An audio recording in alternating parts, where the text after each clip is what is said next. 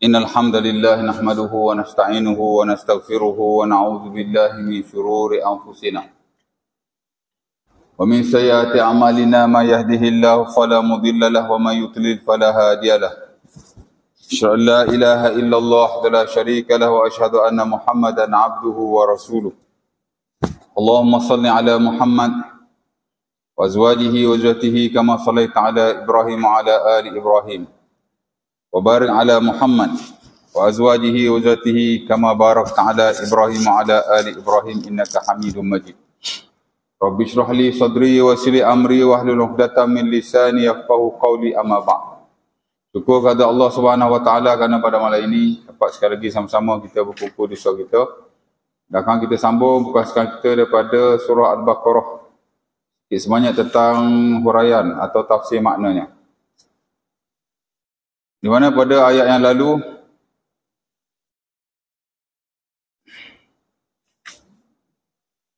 kita pada ayat yang ke-20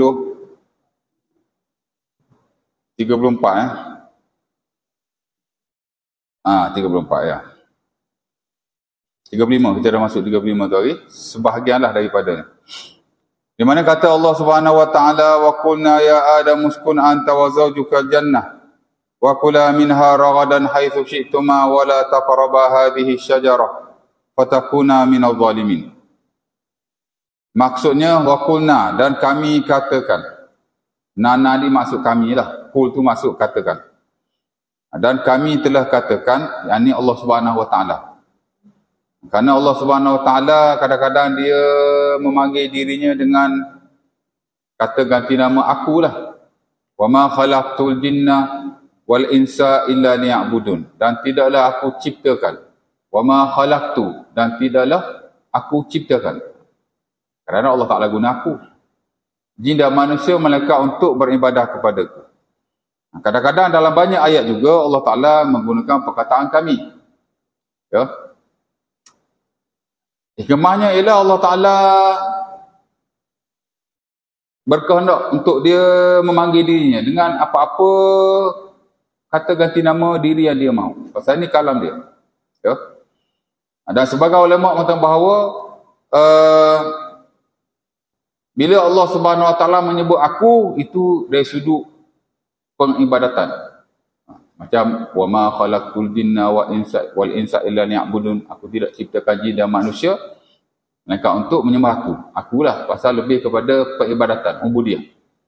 Manakala dalam sebahagian ayat lain Allah Taala nak menunjukkan keagungannya. Ya.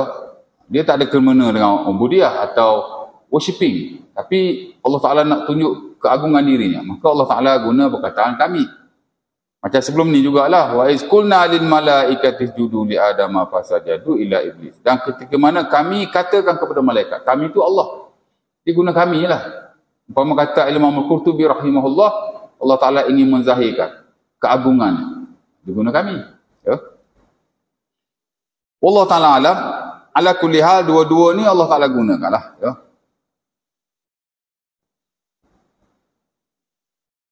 Apa yang kami katakan? Yang ni Allah. Ya Adam, wahai Adam.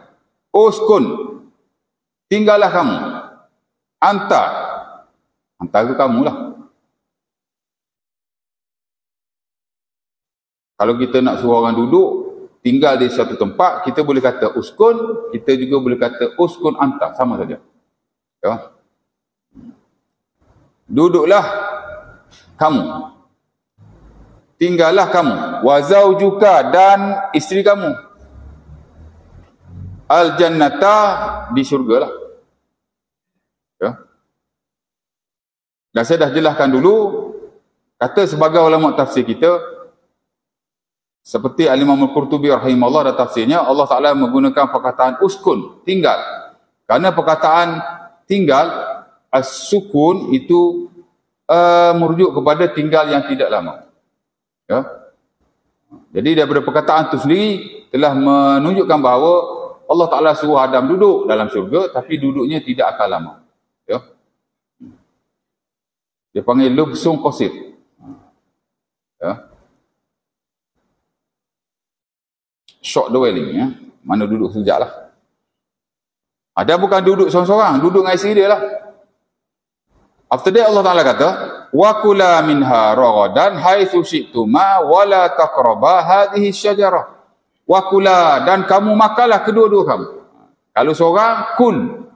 Kalau dua orang, kula. Arab ni dia unik sikit tuan ya. Ini kita belajar dalam bahasa Arab lah, dalam nahwu dan sorof.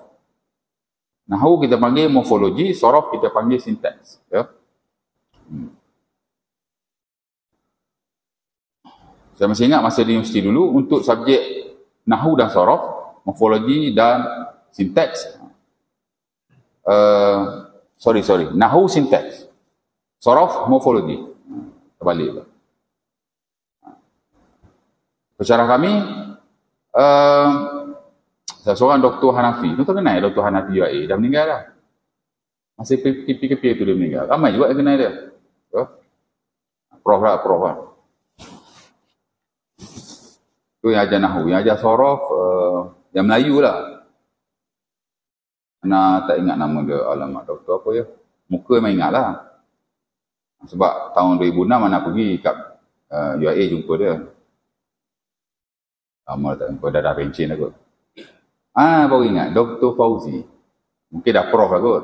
Kut dah pencen kan, tak tahu lah. Saya pun dah lama tak masuk UAE. Ya. Dah saya masuk tahun 2015. Atau 2014 macam tu lah. Masa dia ada buat jualan buku, saya pergi untuk beli buku lah. Dan saya masa tu sesak tu. Saya tak jumpa, pasal dah beza. Saya dah keluar tahun 2002, saya pergi balik tahun 2006, kemudian saya pergi balik tahun 2015. Jadi, dah hampir 10 tahun, 2006 sampai 2015, saya lama tak pergi. Tak cam. Cari masjid tak jumpa. Mau tak legak cari masjid. Lepas tu hari Jumaat. Dia sampai awal, dia pasal mengaji, saya tak jumpa. Pasal saya dah tak cam, banyak perbezaan dengan bangunan, semua dah tambah. Ya. Hatta saya ingat lagi depan kolej saya dulu kosong. Masa saya pergi 2015 tu dah ada sebatang pokok yang besar. Mau dua peluk. Besar pokok lah, aku dah tinggal lama. Tak perasan. Yang saya pergi 2006 tu, saya tak pergi ke hostel. Mana lama tinggal beberapa tahun kan. Ala kulli hal, dua ilmu tu pentinglah untuk kita tahu kedudukan perkataan dalam bahasa Arab. Ya. Nahwu lebih kepada baris, sorof lebih kepada perkataan. Ya. Nanti tuan-tuan belajarlah dalam kedua-dua ilmu itu. Dia agak teknikal sikit lah. Bukan tahun 2 nak faham ilmu tu tuan-tuan. Daripada sekolah menengah, kemudian sampai ke universiti lah. Ya. Dan saya antara saya lecturer punya favorite student lah. Sampai Dr. Hanafi dia ambil saya untuk jadi research assistant, pembantu dia untuk buat research. Ya. Kerja saya lah mencari buku kat library, pilih tajuk-tajuk yang bersesuaian, photostat bagi dia. Arwah lah Dr. Hanafi. Ya. Biasanya kalau yang top student ni, lecturer akan ambil sebagai pembantu dia. Ya. Baik. Ala kulli hal anak nak sebut pasal dua ilmu yang terpenting itulah ya. Kul seorang, kula maksudnya dua orang lah. Makalah kedua-dua kamu. Minha daripadanya, yang ini daripada pokok itu. Ragadan. Haitsu syi'tuma, selagi mana apa yang kamu mahu. Wala taqraba, dan jangan kamu mendekati. Kalau seorang, wala taqraba. Kalau dua orang, wala taqraba. Kalau ramai, wala taqrabu. Senang ya tuan. Tapi kalau tak belajar payah juga. Ya. Jangan mendekati apa dia? Hadhihi syajarah. Ini pokok. Hadhihi mana ini. Asyajarah pokok. Ini pokok. Pokok ni lah pokok ni. Ya. Bahasa Arab ni dia macam bahasa Inggeris. Dia isyarat mari dulu. Perkataan mari kemudian. Dia tak macam bahasa Melayu. Bahasa Melayu objek datang dulu, isyarat datang kemudian. Buku ini, buku itu, rumah ini, rumah itu. Kalau bahasa Arab, dia mari isyarat dulu. Ini rumah, itu rumah. Ini buku, itu buku. Ya. Tapi kalau mari objek dulu, tak salah. Tapi lebih preferable mari isyarat dulu, baru mari objek. Dia macam bahasa Inggeris. This book, this house. Betul tak? Kalau kita kata book this, betul tak? Boleh tak? Tak boleh ke bahasa Inggeris, tak tahu lah. Saya pun tak apa ni grammar kan. Fatakuna minadh-dhalimin. maka kamu dua orang ini akan jadi di kalangan orang-orang yang zalim. Dalam bracket, kalau kamu mendekati kedua-duanya. Ya. Baik. Dalam ayat ini tuan-tuan, Allah Ta'ala memerintahkan Adam dan isinya supaya duduk dalam syurga dan makan apa sahaja yang kedua-duanya mahu, melainkan pokok ini saja. Kenapa? Kerana Allah Ta'ala tuan-tuan, asalnya Allah Ta'ala tak bagi makan. Maka dengan sebab Allah Ta'ala tak bagi makan, Allah Ta'ala larang mendekatinya. Sebab itu bila Adam dan Hawa mendekati lalu dia makan, Allah Ta'ala marah. Betul Allah Ta'ala larang ni makan. Tapi Allah Ta'ala awal-awal bukan kata makan tu tak bagi. Mendekati pun tidak benar. Dan ini biasa melibatkan perintah-perintah Allah Subhanahu Wa Ta'ala. Ya. Ada beberapa larangan Allah Ta'ala larang bukan buat saja. Mendekatinya pun tidak boleh. Itu dalam syarak disebut sebagai sadduz zari'ah. Atau juga disebut sebagai sadduz zara'i. Ya. Dan ulama telah buat kaedah al-wasail ahkamul maqasid. Mekanisme atau cara atau sesuatu perbuatan itu kadang-kadang dilihat atau dihukumkan berdasar kepada matlamat dia. Ya. Matlamat haram, kadang-kadang perbuatan itu pun jadi haram juga. Dan memang sebahagian perkara dilarang oleh Allah Ta'ala dan Rasul kerana sadu zara'i yang kita terjemahkan sebagai menutup pintu-pintu kerosakan. Zina umpamanya, memang Allah Ta'ala tak bagi dan Rasulullah larang kerana ia satu dosa yang besar dan menyebabkan rosak keturunan. Dan Islam nak jaga keturunan. Dalam salah satu matlamat atau objektif syarak yang besar ialah hifzun nasli, menjaga zuriat, menjaga keturunan. Maka dilarang. Tapi kalau kita baca ayat Quran, Allah Ta'ala kata wala taqrabu az-zina, jangan kamu mendekati zina. Bukan zina tu saja tak boleh, mendekati pun tidak boleh. Yalah. La yakhluwanna rajulun bimra'atin illa laisa ma'aha mahram illa wa thalithuhuma syaitan. Dalam hadis Muslim daripada Ibn Abbas, kata Nabi, tidaklah berdua-duaan seorang lelaki dan wanita tanpa ada mahram melainkan orang yang ketiga ialah syaitan. Bukan kata zina tak boleh, berdua-duaan pun tidak boleh. Pasal apa berdua-duaan tidak boleh? Dia bukan zina pun. Kerana berdua-duaan itu membawa kepada zina, maka dilarang awal-awal. Itu saddu zara'i, tutup pintu-pintu kerosakan. Dia terjemahkan begitu. Sak ni makna tutup. Az-zara'i ni makna kejahatan tu lah. Ya. Pasal apa arak diharamkan tuan-tuan? Kerana mabuk. Illatu al-khamri al-iskar. Ini maklum dalam fiqh dan usul fiqh. Tapi kenapa kalau sikit tak boleh? Sikit tak boleh juga. Ma askara kasiruhu faqaliluhu haram. Hadis Abi Daud daripada Aisyah radhiyallahu taala anha dan juga Ibnu Umar. Apa-apa yang banyak mabuk, sikit pun tidak boleh. Walaupun dia tidak mabuk. Apa sebab? Sadu zara'i. Kerana hak daripada sikit itulah jadi banyak. Ya, jadi awal-awal lagi Islam tutup pintu kerosakan. Awal-awal dakwah Rasulullah SAW dulu tuan-tuan, semasa di Mekah ziarah kubur tidak boleh. Bukan macam tu hadis dia. Kuntu nahaitukum an ziyaratil kubur. Hadis Buraidah yang diriwayatkan oleh Sahih Muslim. Dulu-dulu aku larang kamu menziarahi kubur. Ala fazuruha al-an. Ya. Sekarang baru aku benarkan. Ziarahlah, Nabi kata. Fa innaha tuzakkirukum bil akhirah. Kerana ia akan mendekatkan kamu kepada akhirat. Pasal apa dulu-dulu Nabi tak bagi? Pasal kubur ni tempat syirik. Dan memang kesyirikan bermula daripada kuburan. Di samping orang Arab memang dia buat benda pelik kat kubur ni. Jadi tutup pintu kerosakan. Tapi ujung-ujung Nabi benarkan. Ya. Pasal apa awal-awal tuan-tuan daging korban tidak boleh disimpan? Awal-awal. Ujung-ujung boleh lah. Awal-awal tak boleh. Nabi suruh habiskan. Kamu nak sedekah ke? Kamu nak makan ke? Tapi kena habiskan. Tak boleh tinggal langsung. Ya. Pasal apa? Pasal kekurangan makanan. Itu menuntut pintu-pintu kerosakan lah tu. Ada banyak lagi contoh-contoh yang lain. Ya. Lepas tu ulama buat kaedah tu. Asal jual beli tentu harus. Betul tak? Ya. Tapi kalau jual beli itu membawa kepada yang haram, jual beli itu jadi haram. Jual pisau kepada pembunuh, haram. Menurut sebahagian para ulama, walaupun tak sepakat dalam bab ni, tapi saya ingat majoriti lah mengharamkan. Jual beli harus. Jual beli pisau pun harus kepada orang kebanyakan. Tapi kalau kita tahu, dia ni pembunuh, mana tahu kan? Mungkin tak berlaku, tapi mungkin boleh berlaku. Kita tahu dia ni memang serial killer punya. Tiba-tiba dia mari nak beli pisang, kita nego pisang. Boleh jual tak? Tak boleh jual. Al-wasail ahkamul maqasid. Ya, jual pisau kepada pembunuh haram. Asal-asal harus, tapi jadi haram pasal apa? Pasal dia akan bawa kepada bunuh itulah. Sementara kalau dia kata, aku beli pisangmu ni, aku nak pergi bunuh orang ni. Lagi dah tak boleh. Mana tahu kan. Ya. Macam tak logik, tapi logik juga. Menjual anggur kepada pembuat arak. Jual anggur harus hukum asalnya. Tapi bila hak datang tu, orang nak beli tu dia memang toki arak. Kita tahu dia ni pembuat arak. Sanna'ul khamri. Pembuat arak. Ya. Maka apa hukum kita jual anggur kepadanya? Apa hukum?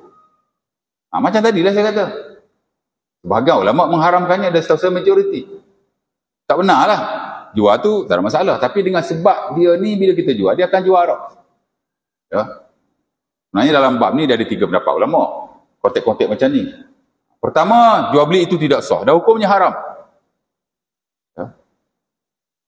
Nak jual tu haram. Kalau jual tidak sah. Ya.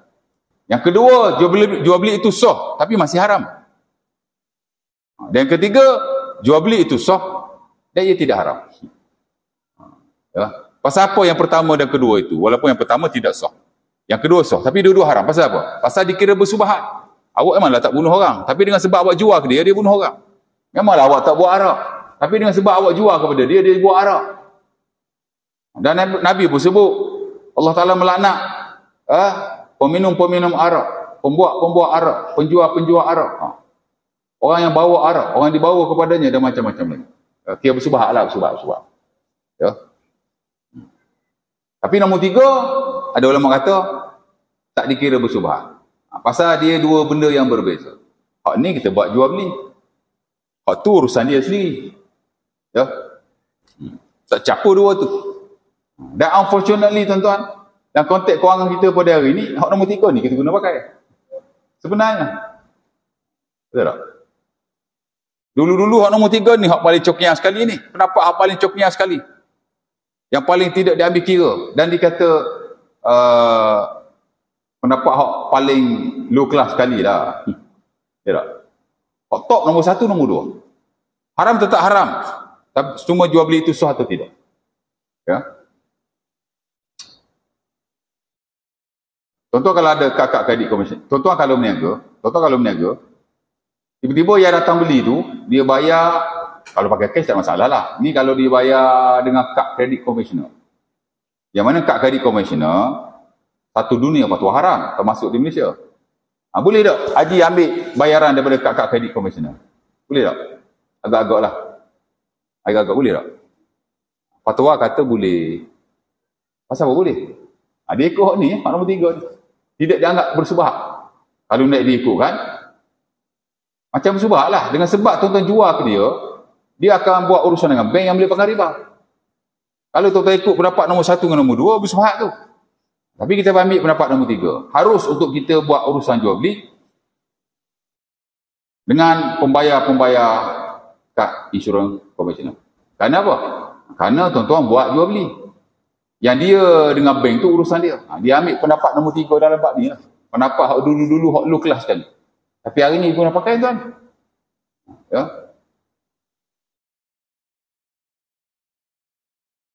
Okey, tuan-tuan buat perusahaan. Buka klinik. Buka hospital. Setengah yang datang tu dia bayar pakai kad insurans konvensional. Tuan-tuan boleh ambil tak? Boleh kan? Bahkan hospital-hospital yang macam so-called Islami lah, setengah-setengah tu kan, dia tak ambil Islami kad saja, dia pun ambil kad insurans konvensional. Medication ke, selain daripada medication ke, dia tak ambil yang takaful saja, dia pun ambil yang konvensional. Dia ambil pendapat nombor 3 lah. Ya. Bahkan kalau tuan-tuan bekerja dengan syarikat-syarikat tertentu, company bagi kad kredit percuma pada tuan-tuan, insurans, tapi konvensional. Dan ini berlaku pada saya sendiri masa saya kerja dulu dengan satu syarikat. Saya sebelum jadi ustaz ni, saya kerja macam tuan. Berbagai industri. Untung juga tuan ya. Orang dulu after belajar, dia terus mengajar. Walaupun gaji kecil, dia mengajar juga. Saya dulu nak kerja lain-lain dulu. Saya 6 tahun bekerja macam-macam.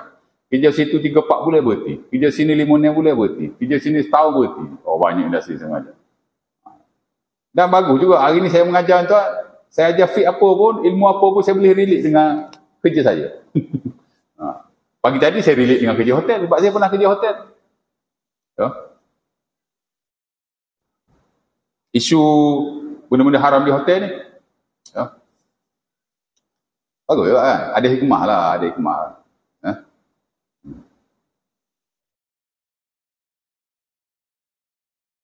Bulan 5 itu saya balik. Bumper kereta saya pecah. Ya. Kereta saya rosak. Bila nak tawi tu sangkut. Pecah. Dengan sebab bumper saya pecah, saya kenal satu orang tukang cat yang amat baik sekali. Benda-benda berlaku kat atas diri kita ni ada hikmah yang besar sebenarnya. Ya. Saya pernah dulu tuan-tuan kereta saya rosak. High temperature dekat Jalan Kebun pula. Sungai Tua. Duduk tepi jalan. Dengan sebab saya tunggu towing, mari nak towing kereta saya jumpa kawan saya dah lama tak jumpa. Ada hikmah lah benda berlaku atas kita tuan-tuan. Lepas tu jangan kita ralak atau seumpamanya. Kita tawakal aja. Dan minta sentiasa yang terbaik daripada Allah Subhanahu Wa Taala. Tuhan je tahu kita ni macam mana. Dan apa yang the best untuk diri kita. Ya? Dan sebagai musibah tu memang untuk kebaikan kita. Kita je tak tahu tuan. Minta nak kaya, minta nak sihat, minta itu, minta ini. Tapi kadang-kadang tak kaya mana pun. Kadang-kadang sakit juga. Ya? Ada hikmah lah ke tu? Okey, tuan-tuan kerja, cakap. Company bagi kad kredit insurans. Tapi konvensional. Tuan-tuan boleh guna tak? Saya tak saya guna. Pasal konvensional kan haram, riba dan seumpamanya. Guna yang tuan. Saya dulu pun dapat kad kredit konvensional juga. Ya. Tapi masa tu saya guna sebab saya ada kad tu. Bukan saya tahu pun. Tapi after a while saya belajar. Rupanya fatwa kita membolehkan. Hatta fatwa Selangor, ya, fatwa global pun. Kerana apa yang company bagi kita itu hadiah. Ada urusan konvensional, riba, itu company dengan bank. Dia tak campur. Ya. Jadi dah kontak-kontak sama. Kita nak faham juga. Ya. Baik. Ala kulli hal tuan-tuan, balik pada yang tadi. Saddu zara'i amat penting sekali. Menutup pintu-pintu keburukan. Awal-awal lagi Islam dah tutup. Dalam banyak hal. Dan saddu zara'i menutup pintu-pintu keburukan ini dia menjadi satu kaedah yang besar dalam agama. Ya. Dan dia diguna pakai dalam banyak hal. Ya. Baik. Jadi Allah Taala bukan hanya larang makan, Allah Taala larang juga mendekati. Hak lain boleh makan belaka. Wa kula minha ragadan haitsu syi'tuma. Kamu makan saja apa yang kamu mahu. Apa yang ada dalam syurga makan. Tapi hak ni je Allah Taala tak bagi. Ya. Macam hari ni lah tuan. Al-aslu fil at'imah wal ashribah al-hil wal ibahah ma lam yakun dalil ala tahrimiha. Itu kaedah besar dalam agama. Asal-asal makan dan minum itu adalah harus dan halal. Melainkan jika ada dalil yang melarang. Dia tak macam ibadat. Ibadat tuan-tuan nak reka semayang sendiri. Tak boleh. Nak reka puasa sendiri. Tak boleh. Ya tak? Dia mula dengan haram dulu. Ya, jumpa dalil baru kita boleh buat. Tapi bab makan minum ni dia terbalik. Kalau orang kata tak boleh makan, tuan-tuan minta mana dalil yang tak boleh makan. Fatwa ke apa kau minta dia. Ya. Pasal asal-asal makan dan minuman itu adalah harus. Dia start dengan halal dulu. Ya. Kalau ada dalil baru tak boleh. Ya. Jadi yang boleh dimakan itu banyak.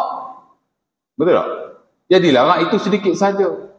Dalam Quran, berapa makanan je yang Allah Ta'ala larang? 10 je tuan. Kalau banyak-banyak makanan ada atas muka dunia ni, dengan berbagai-bagai jenis, berbagai-bagai warna, berbagai-bagai aneka, hak Tuhan larang 10 aja.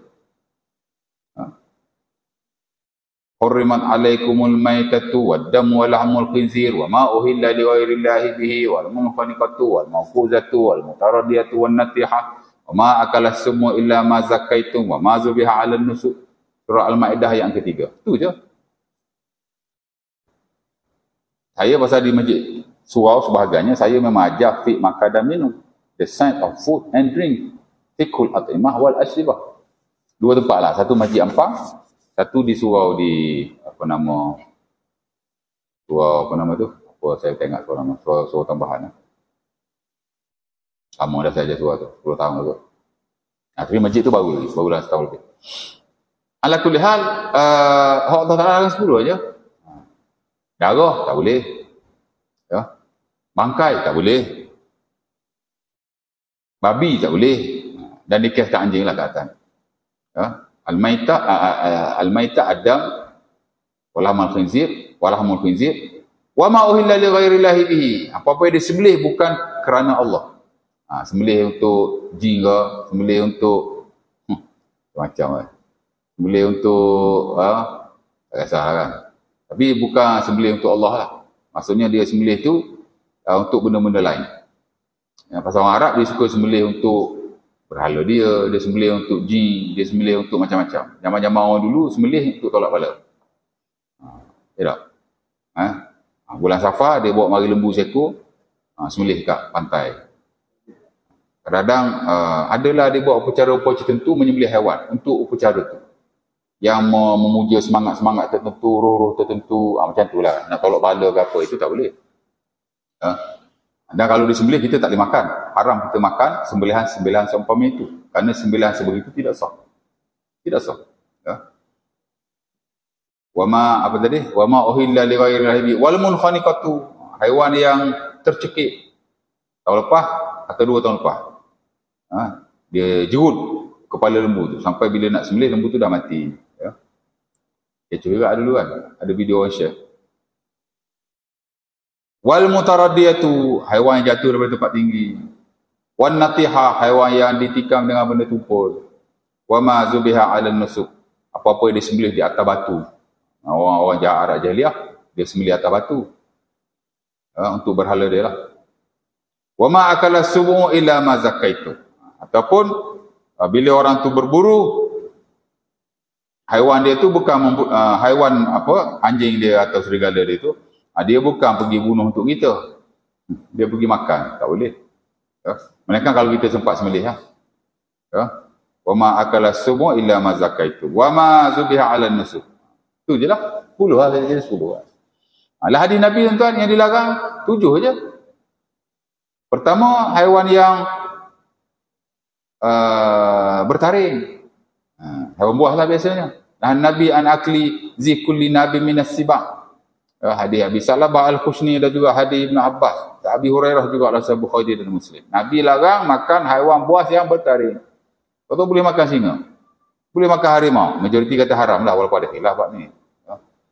Mazhab Maliki makruh saja, tidak haram. Tak ada perbahasannya lah.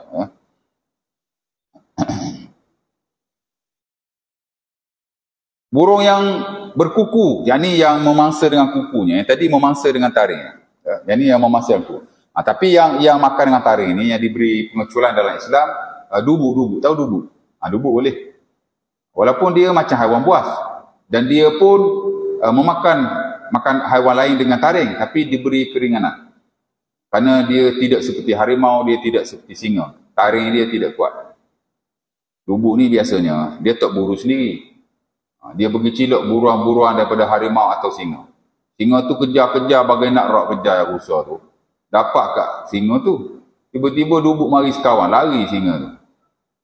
Ya, singa takut dengan dubuk entah. Tidak silap mati singa tu dikejarkannya. Tapi dubuk kalau dia seorang, dia kalah dengan singa. Kalau dia ramai, dia menang. Dan dia suka berkawan. Dia sekawan. Dia bukan seorang. Kalau singa, kalau harimau tu dia memang seorang. Dia tak ada grup. Ya. Jadi dia ada taring, tapi dia tak kuat taring dia. Sementara memang Nabi benar lah. Pasal ada sahabat tanya Ibnu Mas'ud, dubuk boleh makan tak? Dia kata boleh. Siapa kata boleh makan? Nabi ke? Ya, Nabi. Ada juga sahabat tanya begitu, dia nak kepastian. Ya. Kemudian burung, kalau mencari makan dengan kukunya tak boleh. Nah, Nabi an akli zi makhlak minat. Ya. Burung elang tak boleh makan. Burung garuda, ada garuda, tak boleh makan. Ya. Lagi Nabi larang makan makan apa nama tu? Hemar tu apa? Kedai. Kedai tak boleh. Kedai liar boleh, kedai kampungan tidak boleh. Nabi larang. Ya. Lagi apa nama dog Nabi larang juga. Tapi dog ni ada khilaf. Sebagian kata boleh, sebagian kata tak boleh. Pasal ada dua hadis. Satu larang, satu benar. Yang larang tu dia panggil hadis Abdul Rahman Shibil. Jadi wakil Sunnah Abi Daud. Tapi yang membenarkan tu hadis apa nama Khalid Al-Walid dalam Sahih Bukhari. Ala kulli hal seterusnya majoriti membenarkan termasuk istinad Ustaz Syafi'i. Lagi Nabi tak benar apa yang Nabi suruh bunuh. Itu tak boleh. Nabi suruh bunuh ular, maka ular tak boleh dimakan. Nabi suruh bunuh tikus, maka tikus tak boleh dimakan. Sementara haiwan-haiwan itu semua haiwan yang jijik. Dia disebut sebagai khaba'ith. Nabi suruh bunuh cicak, maka cicak tak boleh makan. Cicak tuan-tuan bunuh dapat pahala tau. Amaran Nabi bi qatlil wazid. Itu hadis Ummu Syuraih. Yang diriwayatkan oleh Sahih Bukhari. Dalam hadis lain daripada Abu Hurairah dan beberapa sahabat yang lain, Nabi sebut pahala-pahala tertentu kalau bunuh cicak. Sekali bunuh dapat 30 pahala, macam itulah. Kalau 2 kali bunuh dapat 20 pahala, makin kurang pahala. Sebab tu kalau bunuh haiwan yang begitu, bagi dia mati sekaligus. Yang seksa dia. Ya tak? Duk bakar api ke, atau lemaskan dia ke, dia tikus dalam perangkap, pergi lempar dalam sungai. Lemas tikus tu, sian dia. Tapi nak bunuh macam mana lagi, kita tak pandai kan?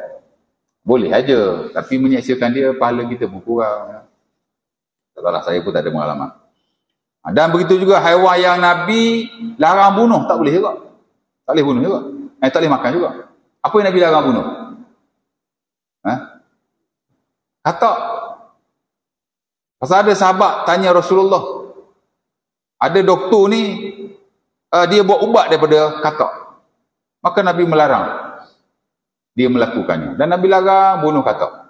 Benda dibunuh tak boleh dimakan. Kalau dihitung-hitung, tak banyak lah tuan. Berbelah-belah item saja. Berbelah-belah perkara saja. Ya. Dan benda-benda yang dikiaskan lah di atas benda-benda tadi. Ala kulli hal, tak banyak lah tuan. Ya dah. Apa minuman yang tak boleh makan?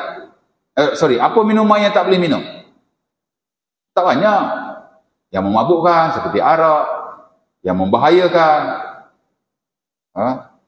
atau memudaratkan, dan dalam konteks-konteks seumpama itulah, which tak banyak lah. Tapi kadang-kadang benda yang dilarang tu orang suka buat. Yalah, macam Adam dengan Hawa lah, dalam surga banyak benda boleh makan, tapi dia pergi hak ni juga. Sama manusia kan.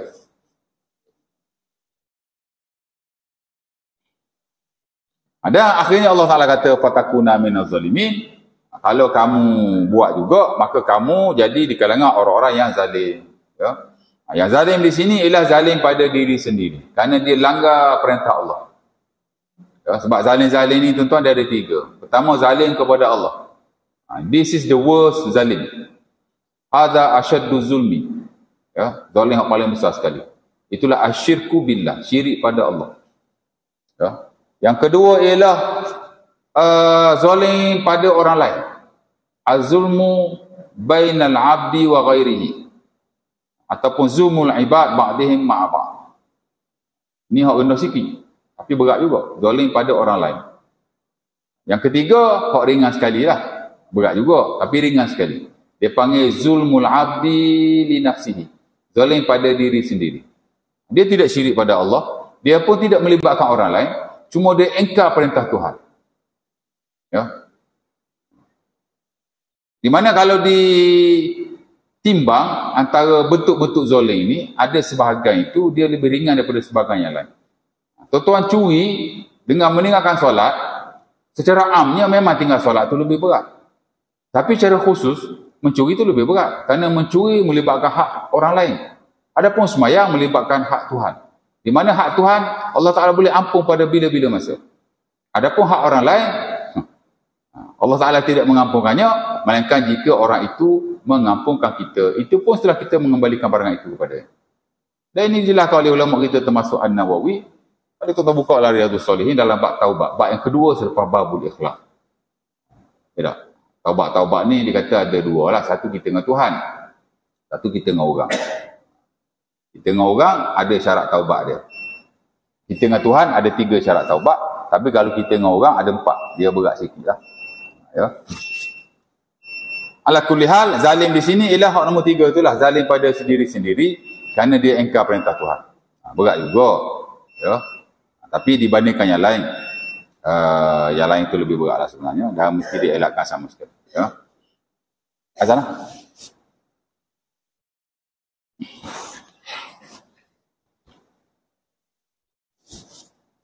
Ada yang tanya apa-apa tak? Ada soalan?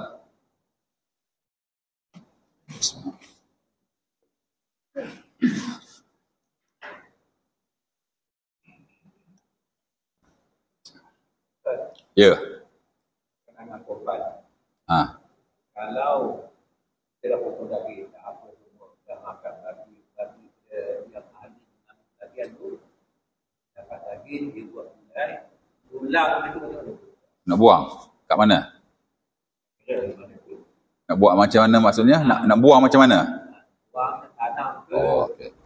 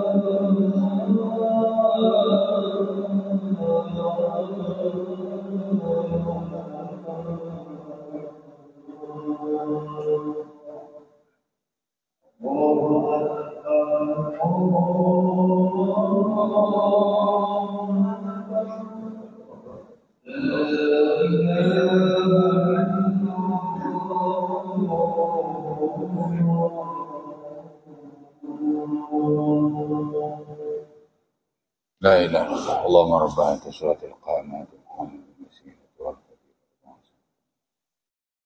Allahumma inni as'aluka al-afiyah fid dunya wal akhirah. Okay, baik, Haji tanya sisi-sisi korban lah. Ya, tulang-tulang dia sama ada yang kita belum masak ataupun yang kita dah masak lah. Ya tak? Apa kita nak buat? Sebenarnya dia tidak ada nas in spesifik dalam bab ni. Kita nak cari satu hadis Nabi yang Nabi sebut lah apa yang kita nak buat kepada lebihan-lebihan atau sisi-sisi korban ni. Sama ada hak kita boleh makan, macam kita masak kan, lepas tu tulang tumulang dia dah seumpama. Ataupun memang benda tu tak dimasak awal-awal lah. Tanduk dia, ya, bulu-bulu dia kalau ada bulu lah. Kulit dia bahkan. Tapi hari ni kulit boleh makan kan. Kita orang Kelantan tak makan kulit. Saya jadi orang Selangor baru saya suka kulit. Sebulan dua memang saya pergi dekat Sungai Buloh tu ada satu restoran Minang. Om itu dia punya kulit best dia buat gulai. Ya. Jadi tak ada hadis sebenarnya dalam bab ni. Ya, in spesifik. Walaupun Rasulullah SAW zaman baginda memang baginda melakukan korban. Dan after that zaman sahabat Nabi, tabi'in. Hatta kita tak dapatilah dalam buku fiqh yang besar-besar yang muktabak apa sebenarnya yang perlu kita lakukan kat atas sisi-sisi seumpama ini. Tak tahulah. Walau bagaimanapun kalau kita semok fatwa lah. Saya tak tahulah dalam buku fiqh tu ada atau tidak in detail. Tapi kalau kita semok fatwa yang ada kat internet lah, macam fatwa negara-negara Islam seperti Qatar, adalah yang saya pernah baca sebelum ni. Sebenarnya dia ada dua option. Pertama ialah kita tanam. Dan katanya itu yang terbaik. Kerana apa? Kerana sisi-sisi ini ialah atharul ibadah. Kesan-kesan ibadah. Sebagaimana bila kita berwuduk, digalakkan supaya kita tidaklah air wuduk itu. Selagi mana ia tidak menjejaskan hal yang lain lah.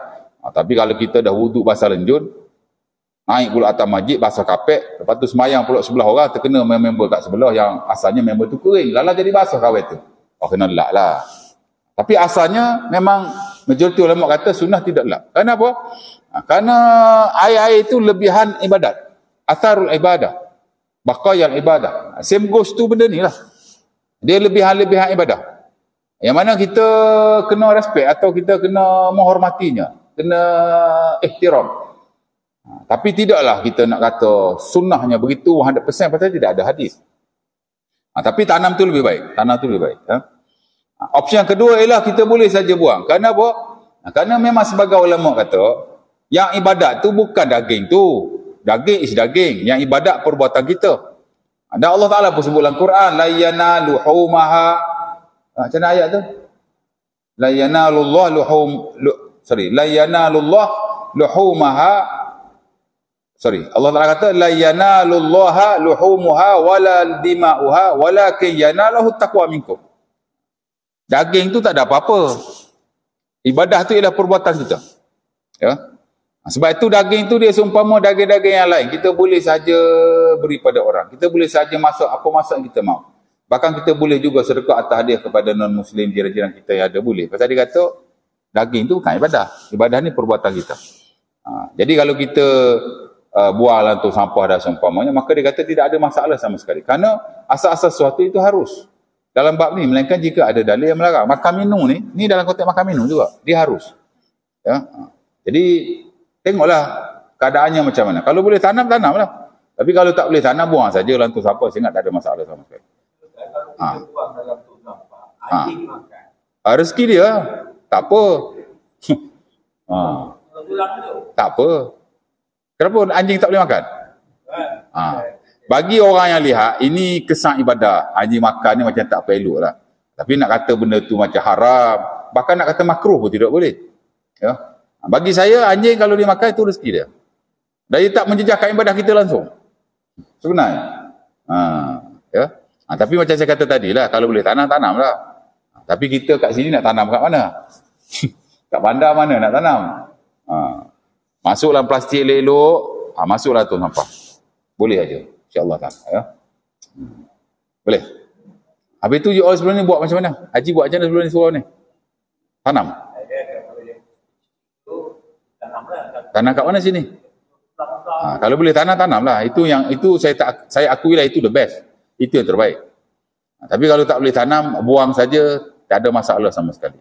Ikat elok-elok, buanglah tu sampah. Memang difatwakan sebagai kata harus untuk kita buang sisa-sisa korban ke tontok sampah. Ya, tak ada masalah sama sekali. Kita begitulah. Kalau boleh tanam bagus, kalau tak boleh tanam buang. Dan saya personally pun tulang-tulang tu saya tu buang tu sampah rumah saya je. Saya tak pernah pergi tanam. Nak tanam kat mana? Rumah saya.